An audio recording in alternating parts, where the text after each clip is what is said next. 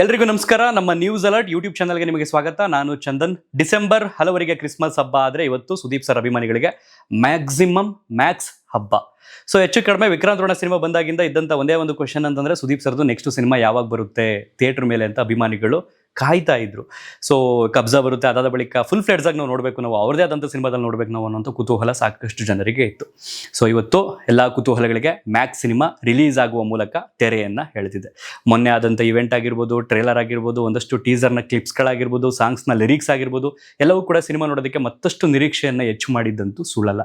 So ಅಂತೂ ಇಂತೂ ಇವತ್ತು ಹಲವು ಚಿತ್ರಮಂದಿರಗಳಲ್ಲೇ ಮ್ಯಾಕ್ಸಿಮಮ್ ಆಗಿ ಮ್ಯಾಕ್ಸ್ ಸಿನಿಮಾ ರಿಲೀಸ್ ಆಗಿದೆ. ಈಗ ನೀವು ಕೇಳುವಂಥ ಮೊದಲ ಪ್ರಶ್ನೆ, ಸಿನಿಮಾ ಹೇಗಿದೆ, ರಿವ್ಯೂ ಕೊಡಿ ಬೇಗ ಅಂತ.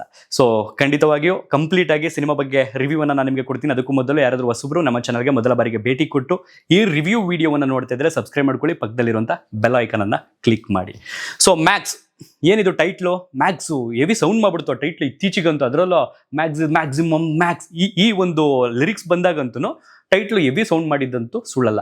ಸೊ ಇಲ್ಲಿ ಮ್ಯಾಕ್ಸ್ ಏನು ಅಂತ ನೀವು ತಿಳ್ಕೋಬೇಕು ಅಂತಂದ್ರೆ, ಇಲ್ಲಿ ನಾಯಕ ನಟನ ಹೆಸರಲ್ಲಿ ಆ ಒಂದು ಹೆಸರು ತಳುಕು ಹಾಕಿಟ್ಟಿರುತ್ತೆ, ಅದನ್ನ ಶಾರ್ಟ್ ಮಾಡಿ ಹೇಳಿದ್ರೆ ಮ್ಯಾಕ್ಸ್ ಅಂತ ಆಗುತ್ತೆ. ಹಾಗಾದ್ರೆ ನಾಯಕ ನಟನ ಹೆಸರು ಏನು ಅಂತ ನೀವು ಕೇಳ್ತೀರಾ, ಚಿತ್ರಮಂದಿರಗಳಿಗೆ ಹೋಗಿ ನೀವು ತಿಳ್ಕೋಬೇಕು.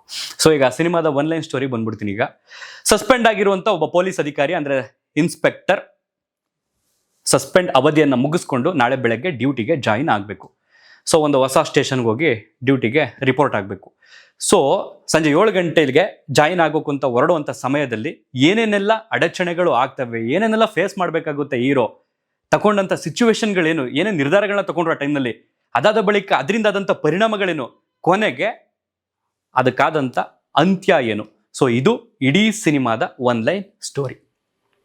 ಸಂಜೆ 7 ಗಂಟೆಗೆ ಆರಂಭ ಆದ ಈ ಸಿನಿಮಾ ಬೆಳಗ್ಗೆ 7 ಗಂಟೆ ಮುಗಿಯುತ್ತೆ. ಅಂದರೆ 12 ಗಂಟೆಗಳಲ್ಲೇ ನಿಮ್ಗೆ ಇಡೀ ಸಿನಿಮಾ ನೋಡ್ತೀರಿ. ಸೊ ಕ್ಯೂರಿಯಾಸಿಟಿ ಅಂತ ಅನ್ಸುತ್ತೆ. ಹೆಚ್ಚು ಕಡಿಮೆ 100ರಿಂದ 150 ದಿನ ಶೂಟಿಂಗ್ ಮಾಡಿರ್ತಾರೆ. ಅದನ್ನ ಜಸ್ಟ್ 12 ಗಂಟೆಲಿ ತೋರಿಸ್ಬೇಕು ಅಂತಂದ್ರೆ ಡೈರೆಕ್ಟರ್ಗೆ ಅದೊಂದು ಸವಾಲೇ ಸರಿ. ಸೊ ಈಗ ಜಾಸ್ತಿ ಕತೆ ಬಿಡ್ಕೊಡೋದು ಬೇಡ, ನೀವು ಥಿಯೇಟರ್ಗೆ ಹೋಗಿ ನೋಡಿ, ಮಜಾ ಇರಲ್ಲ. ಮೇಲೆ ಜಾಸ್ತಿ ಬಿಡ್ಕೊಟ್ಬಿಟ್ರೆ ಕ್ಯಾರೆಕ್ಟರ್ಸ್ಗಳು ಬಂದ್ಬಿಡೋಣ. ಈಗ ಪಾತ್ರವರ್ಗದ ಬಗ್ಗೆ ಬಹುಶಃ ಸುದೀಪ್ ಸರ್ನ ನಾವು ಗೂಳಿ ಸಿನಿಮಾದಲ್ಲೇ ಲಾಸ್ಟ್ ಅಂತ ಅನ್ಸುತ್ತೆ ನೋಡಿದ್ದು. ಅಷ್ಟೊಂದು ಆ್ಯಕ್ಷನ್ಸು, ಅಷ್ಟೊಂದು ಸ್ವ್ಯಾಗು, ಆ ಕಣ್ಣಲ್ಲಿ ಕೊಡೋವಂಥ ಲುಕ್ಕು, ಸೀರಿಯಸ್ಲಿ ಸುದೀಪ್ ಸರ್ ಫ್ಯಾನ್ಸ್ಗಂತೂ ಹಬ್ಬ ಅಂತ ಅನ್ಸುತ್ತೆ. ಒಂದೊಂದು ಸೀನ್ ಆರಂಭದಲ್ಲಿ ಹೇಳ್ತೀನಿ, ಸಿನಿಮಾದಲ್ಲಿ ನಿಮಗೆ ಅಂಥ ವಾವ್ ಮೂಮೆಂಟ್ ಯಾವುದೂ ಇಲ್ಲ. ಬಟ್ ಇವ್ರ ಎಂಟ್ರಿ ಆಗಿರ್ಬೋದು, ಇವ್ರು ಕೊಡೋ ಲುಕ್ ಆಗಿರ್ಬೋದು, ಆ್ಯಕ್ಷನ್ಸ್ ಆಗಿರ್ಬೋದು, ಆ ಫೈಟ್ ಸೀನ್ಸ್ಗಳಾಗಿರ್ಬೋದು, ಇದಂತೂ ನಿಮಗೆ ವಾವ್ ಮೂಮೆಂಟ್ನ ಯಾವ ಕಾರಣಕ್ಕೂ ನಿರಾಸೆ ಮಾಡಲ್ಲ. ಸೊ ಇಡೀ ಪಾತ್ರವರ್ಗನ ಒಂದು ಪಾತ್ರ ತಿಂದಾಕ್ಬಿಡುತ್ತೆ ಇಡೀ ಸಿನಿಮಾದಲ್ಲಿ ಅಂತಂದ್ರೆ ತಪ್ಪಾಗೋದು ಇಲ್ಲ. ಸೊ ಇವ್ರನ್ನ ಬಿಟ್ಟು ಈಗ ಬೇರೆ ಬೇರೆ ಪಾತ್ರವರ್ಗ, ಈ ಕಡೆ ತೆಲುಗಿನ ವರಲಕ್ಷ್ಮಿ ಶರತ್ ಕುಮಾರ್ ಅವರು ಕೂಡ ಆಕ್ಟ್ ಮಾಡಿದ್ದಾರೆ. ಸೊ ಆರಂಭದಲ್ಲಿ ಅವ್ರಿಗೂ ಕೂಡ ಒಳ್ಳೆ ಬಿಲ್ಡ್ ಸಿಗುತ್ತೆ. ಬಟ್ ಹೋಗ್ತಾ ಹೋಗ್ತಾ ಹೋಗ್ತಾ ಹೋಗ್ತಾ ಕ್ಯಾರೆಕ್ಟರ್ ಡಲ್ ಆಗೋಗುತ್ತೆ. ಯಾಕಂತಂದ್ರೆ ಆಪೋಸಿಟ್ ಕ್ಯಾರೆಕ್ಟರ್ಗಳು ಅವರನ್ನ ಮಾತಾಡಿಸುವಂಥ ರೀತಿ ಇರ್ಬೋದು, ಎಲ್ಲೋ ಒಂದು ಕಡೆ ಕ್ಯಾರೆಕ್ಟರ್ನ ಫುಲ್ ವೀಕ್ ಮಾಡಿದ್ರಲ್ಲಿ ಯಶಸ್ವಿ ಆಗೋಗುತ್ತೆ. ಅದಾದ ಬಳಿಕ ಈ ಕಡೆ ತಮಿಳಿನ ಇಳವರಸನ್ ಅವರು ಸಕ್ಕತ್ತಾಗಿ ಆಕ್ಟ್ ಮಾಡಿದ್ದಾರೆ. ಪರ್ಫಾರ್ಮೆನ್ಸ್ ತುಂಬ, ನೀವು ಹಿಂದೆ ತಮಿಳು ಸಿನಿಮಾಗಳು ಅವಿಗೂ ನೋಡ್ರೆ ಗೊತ್ತಾಗುತ್ತೆ. ಸೊ ತುಂಬ ಪರ್ಫಾರ್ಮೆನ್ಸ್ ಸೂಪರ್ ಆಗಿ ಮಾಡಿದ್ದಾರೆ. ಅದರಲ್ಲಂತೂ ಕ್ಲೈಮ್ಯಾಕ್ಸಿನಲ್ಲಂತೂ ಅವ್ರದ್ದು ನಟನೆ ತುಂಬ ಚೆನ್ನಾಗಿದೆ. ಈ ಕಡೆ ತೆಲುಗಿನ ಹಾಸ್ಯ ನಟ ಸುನೀಲ್ ಅವರು ಪುಷ್ಪ ಸಿನಿಮಾದಲ್ಲಿ ಯಾವಾಗ ವಿಲನ್ ಆದರೂ ಅದಾದ ಬಳಿಕ ಅದೇ ಥೀಮ್ನ ಮೇಂಟೈನ್ ಮಾಡ್ಕೊಂಡು ಇಲ್ಲೂ ಕೂಡ ಖಳನಟನಾಗಿ ಆ್ಯಕ್ಟ್ ಮಾಡಿದ್ದಾರೆ. ಇನ್ನು ನಮ್ಮ ಕನ್ನಡದವ್ರು ಅಂತ ಬಂದರೆ ನಮ್ಮ ಬಿಗ್ ಬಾಸ್ ಮಂಜಣ್ಣ ಸಕ್ಕತ್ತಾಗಿ ಆ್ಯಕ್ಟ್ ಮಾಡಿದ್ದಾರೆ. ಏನು ಬಿಗ್ ಬಾಸ್ ಕಿರ್ಚಾಡ್ತಾರಲ್ಲ ಅದೇ ಕಿರ್ಚಾಟ ಇಲ್ಲೂ ಕೂಡ ಮುಂದುವರಿಯುತ್ತೆ. ಸೊ ಹಾಸ್ಯವಾಗಿ ಹೇಳ್ತೀನಿ, ಈ 100 ರೂಪಾಯಿ ಕೊಟ್ಟಂಗೆ ಆ್ಯಕ್ಟ್ ಮಾಡೋಣ ಅಂತಂದರೆ 500 ರೂಪಾಯಿ ಕೊಟ್ಟಂಗೆ ಆ್ಯಕ್ಟ್ ಮಾಡೋರೆ ಮಂಜಣ್ಣ. ಬಟ್ ತಪ್ಪಿಲ್ಲ ಅವ್ರು ಆ್ಯಕ್ಟ್ ಮಾಡಿರೋದ್ರಲ್ಲಿ. ಬಟ್ ಅವ್ರ ಕ್ಯಾರೆಕ್ಟರ್ ಐತಲ್ಲ ಅದೇನಂತ ಅನ್ಸುತ್ತೆ ಅಂತಂದರೆ, ರಿಯಾಲಿಟಿಯಲ್ಲಿ ಜನಗಳಿಗೆ ಒಬ್ಬ ರೈಟ್ರು ಡಬಲ್ ಸ್ಟಾರ್ನೇ ಹಿಂಗೆ ಮಾತಾಡಿಸ್ಬೋದಾ, ಹೆಡ್ ಕಾನ್ಸ್ಟೇಬಲ್ ಹಿಂಗೆ ಮಾತಾಡಿಸ್ಬೋದಾ, ಇಷ್ಟೊಂದೆಲ್ಲ ನಡೆಯುತ್ತಾ, ಸ್ವಲ್ಪ ಲಾಜಿಕ್ ಮಿಸ್ ಆಯ್ತು ಅಂತ ಅನ್ಸುತ್ತೆ. ಬಟ್ ಮಂಜಣ್ಣಗೆ ಒಂದು 2 ಸ್ಟಾರ್ ಕೊಟ್ಬಿಟ್ಟಿದ್ರೆ ಮಾತ್ರ ಮಸ್ತಾಗಿರ್ತಿತ್ತು ಅವರ ಪರ್ಫಾರ್ಮೆನ್ಸ್ಗೆ.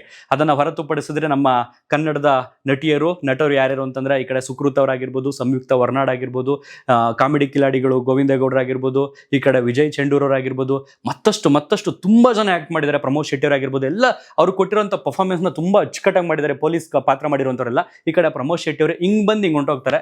ಸೊ ಅದೊಂಚೂರು ಎಲ್ಲ ಒಂದು ಕಡೆ ವೀಕ್ ಆಗೋಯ್ತು ಅಂತ ಅನ್ಸುತ್ತೆ ಆ ಕ್ಯಾರೆಕ್ಟ್ರು. ಅದನ್ನು ಹೊರತುಪಡಿಸಿದ್ರೆ ಇನ್ನು ಎಷ್ಟು ಜನ ಆ್ಯಕ್ಟ್ ಮಾಡಿದ್ದಾರೆ ಅಂತಂದರೆ, ಕೆಲವೊಬ್ರು ನನಗೆ ನನ್ನ ಮೊಬೈಲೇ ಟೈಪ್ ಮಾಡಿ ಇಟ್ಕೊಂಡ್ಬಿಟ್ಟೆ ಮರ್ತಿರ್ಬಿಡ್ತೀವೇನೋ ಅಂತ. ತಮಿಳ್ನವರಾಗಿರ್ಬೋದು, ತೆಲುಗುನವರಾಗಿರ್ಬೋದು, ಸಾಕಷ್ಟು ನಟರು ಈ ಸಿನಿಮಾದಲ್ಲಿ ಆ್ಯಕ್ಟ್ ಮಾಡಿದ್ದಾರೆ. ಯಾರನ್ನಾದರೂ ಮಿಸ್ ಮಾಡಿ ಹೆಸರುಗಳನ್ನ ಬಿಟ್ಬಿಟ್ಟಿದ್ರೆ ದಯವಿಟ್ಟು ಕ್ಷಮಿಸಿ. ಸೊ ಈ ಕಡೆ ಈಗ ಬಂದ್ಬಿಡೋಣ. ಈಗ ಸ್ಟೋರಿ ಆಯಿತು, ಕ್ಯಾರೆಕ್ಟರ್ ಆಗೋಯ್ತು. ಈಗ ಯಾವ ಜಾನರ್ ಇದು, ಆ್ಯಕ್ಷನ್, ಈ ಕಡೆ ಥ್ರಿಲ್ಲರ್, ಈ ಕಡೆ ಸಸ್ಪೆನ್ಸ್. ಒಂದು ಸ್ಪಷ್ಟವಾಗಿ ಹೇಳ್ತೀನಿ, ಸುದೀಪ್ ಸರ್ ಫ್ಯಾನ್ಸ್ಗಳಿಗೆ 7 ಮಾಡಿಸಿದ ಸಿನಿಮಾ.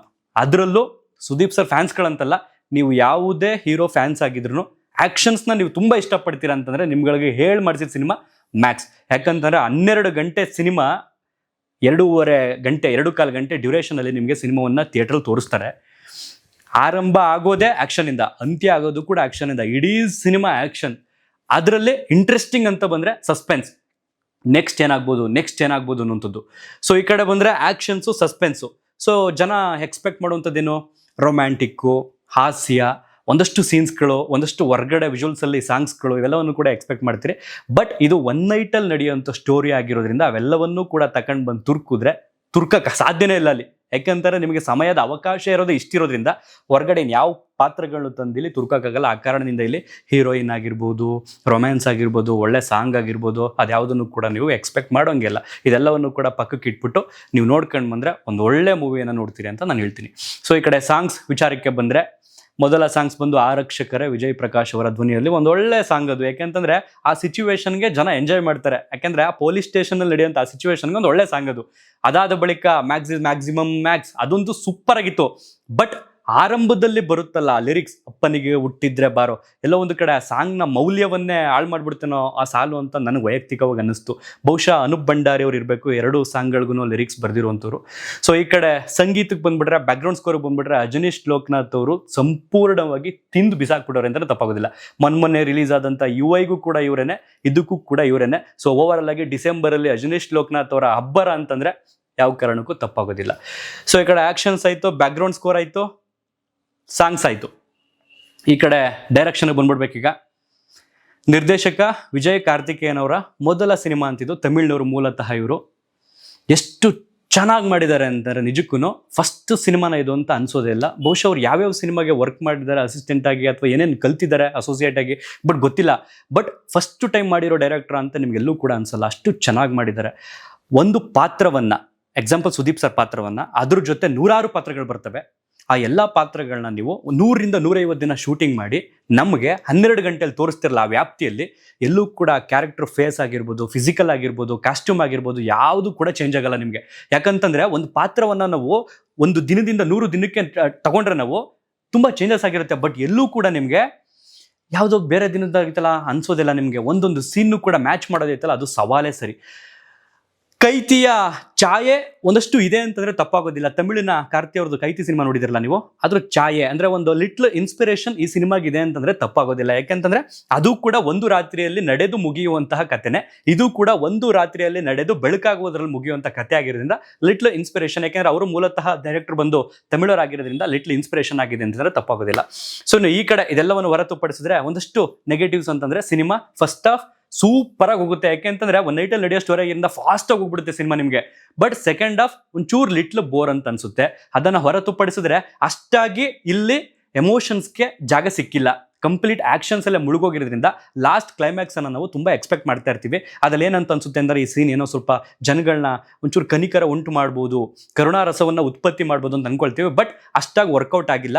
ಅದ್ರ ಜೊತೆಗೆ ಆರಂಭದಲ್ಲೇ ತೋರಿಸುವಂತಹ ಕ್ಲೈಮ್ಯಾಕ್ಸ್ನ ಸೀನ್ ನಿಮಗೆ ಇಂಟರ್ವಲ್ ಬಂದಾದ್ಮೇಲೆ ನೆಕ್ಸ್ಟ್ ಇದು ಹೀಗೆ ಆಗುತ್ತೆ ಅನ್ನೋಂಥದ್ದು ನಿಮ್ಗೆ ಗೊತ್ತಾಗ್ಬಿಡುತ್ತೆ. ಅದೊಂಚೂರು ಎಡವಟ್ಟಾಗೋಯ್ತೇನೋ. ಆರಂಭದ ಸೀನ್ ಕ್ಲೈಮ್ಯಾಕ್ಸಲ್ಲಿ ತೋರ್ತಾರಲ್ಲ, ಅದನ್ನ ಹಂಗೆ ಇಟ್ಕೊಬೇಕಿತ್ತು, ಹಂಗೆ ಕಾಪಾಡ್ಕೊಬೇಕಿತ್ತು ಗೌಪ್ಯವಾಗಿ. ಸೆಕೆಂಡ್ ಹಾಫಲ್ಲಿ ಅದನ್ನು ರಿವೀಲ್ ಮಾಡಬೇಕಿತ್ತು ಅಂತ ನಮ್ಗೆ ಅನ್ಸುತ್ತೆ. ಯಾಕೆಂತಂದ್ರೆ ಆರಂಭದಲ್ಲಿ ನಿಮಗೆ ಬೆಳಗಿನ ಜಾವ 5 ಗಂಟೆ ಅಂತ ಮೆನ್ಷನ್ ಮಾಡ್ಬಿಡ್ತಾರೆ, ನಮ್ಗೆ ಗೊತ್ತಾಗ್ಬಿಡುತ್ತೆ. ಅದಾದ ಬಳಿಕ ಸಂಜೆ 7 ಗಂಟೆಗೆ ಹೋಗ್ತಾರೆ ವಾಪಸ್. ಸೊ ಅವಾಗ ಏನನ್ಸುತ್ತೆ ಅಂತಂದ್ರೆ ನೆಕ್ಸ್ಟ್ ಹಿಂಗೆ ಆಗುತ್ತೆ ಅನ್ನೋಂಥದ್ದು ಜನಗಳಿಗೆ ಗೊತ್ತಾಗ್ಬಿಡುತ್ತೆ. ಬಟ್ ಇವರು ರೈಲ್ವೆ ಸ್ಟೇಷನಲ್ಲಿ ಇಳಿದು ಬರ್ತಾರಲ್ಲ, ಅದೇ ಸೀನ್ಗೆ ಒಂಚೂರು ಬಿಲ್ಡಪ್ ಕ್ರಿಯೇಟ್ ಮಾಡ್ಬಿಟ್ಟು ಕೊಟ್ಟಿದ್ರೆ ಚೆನ್ನಾಗಿರ್ತಿತ್ತು ಅಂತ ಅನ್ಸುತ್ತೆ. ಸೊ ಇದ್ರ ಜೊತೆಗೆ ನಿಮಗೆ ಈ ಹಿಂದೆ ನೀವು ಗಮನಿಸಿದ್ರಿ ಟೀಸರಲ್ಲಿ 16 ಕೈಗಳು ಚಾಮುಂಡಿ ವೇಷ ಥರ ಬರುವಂಥದ್ದು, ಅದ್ರ ಮುಂದೆ ಅವರು ಡ್ಯಾನ್ಸ್ ಮಾಡ್ಕೊಂಡು ಬರುವಂಥದ್ದು, ಆ ಸೀನ್ ಅಂತೂ ಮಾಸ್. ಅಷ್ಟು ಸಖತ್ತಾಗಿದೆ ಸೀನ್. ನಾನಂತೂ ತುಂಬ ಎಂಜಾಯ್ ಮಾಡಿದೆ.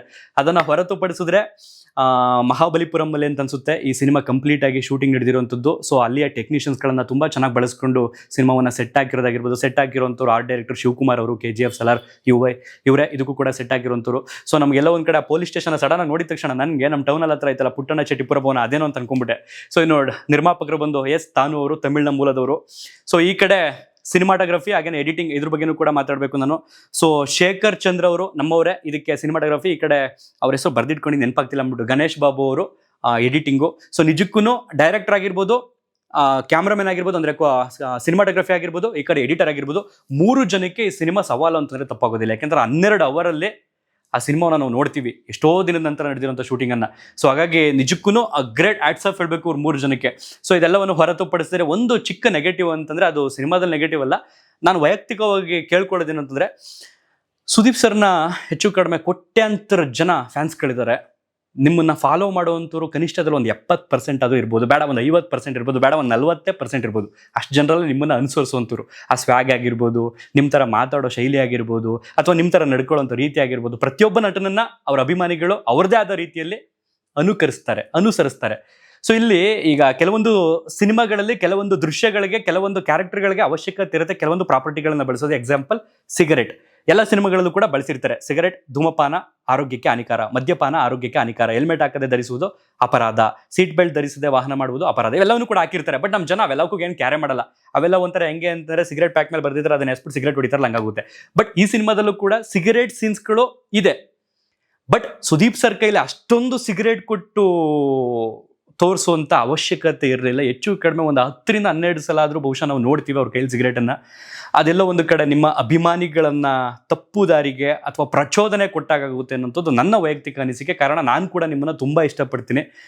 ಸೊ ಯಾರಾದರೂ ಒಬ್ಬ ಫ್ಯಾನ್ ನಮ್ಮ ಬಾಸ್ ಹೆಂಗೆ ಹೊಡಿತಾರೆ, ನಮ್ಮ ಅಣ್ಣನ ಹೆಂಗೆ ಮಾಡ್ತಾರೆ, ನಂದೇನು ಅಂತ ಕಲಿಬಹುದು. ಸೊ ಹಾಗಾಗಿ ಸಾಧ್ಯವಾದರೆ ಒಂಚೂರು ಅದನ್ನು ಕಮ್ಮಿ ಮಾಡಿದ್ರೆ ಮುಂದಿನ ಸಿನಿಮಾಗಳಲ್ಲಿ ನಮಗೂ ಕೂಡ ತುಂಬ ಖುಷಿ. ಕೆಲವೊಂದು ಅವಶ್ಯಕತೆ ಇದ್ದೇ ಇರುತ್ತೆ. ಒಬ್ಬ ಪೊಲೀಸ್ ಆಫೀಸರ್ ಅಂತ ಬಂದರೆ, ಒಬ್ಬ ಇನ್ವೆಸ್ಟಿಗೇಷನ್ ಮಾಡುವಂಥ ಅಧಿಕಾರಿ ಅಂತ ಬಂದರೆ, ಟೆನ್ಷನ್ಸ್ಗೋ ಡಿಪ್ರೆಷನ್ಗೋ ಏನೋ ಒಂದು ಪ್ರೆಷರ್ಗೋ ಸಿಗರೇಟ್ ಹೊಡೆಯುವಂಥದ್ದು ಇರುತ್ತೆ. ಯಾಕೆಂತಂದರೆ ರಿಲ್ಯಾಕ್ಸ್ ಮಾಡಬೇಕು ಅನ್ನೋಂಥ ಒಂದು ಸಿಚುವೇಶನ್ಗೆ. ಬಟ್ ಇಲ್ಲಿ ಅಗತ್ಯಕ್ಕಿಂತ ಜಾಸ್ತಿ ಆಯ್ತಲ್ಲ ಅನ್ನೋಂಥದ್ದು ನನ್ನೊಂದು ಅನಿಸಿಕೆ.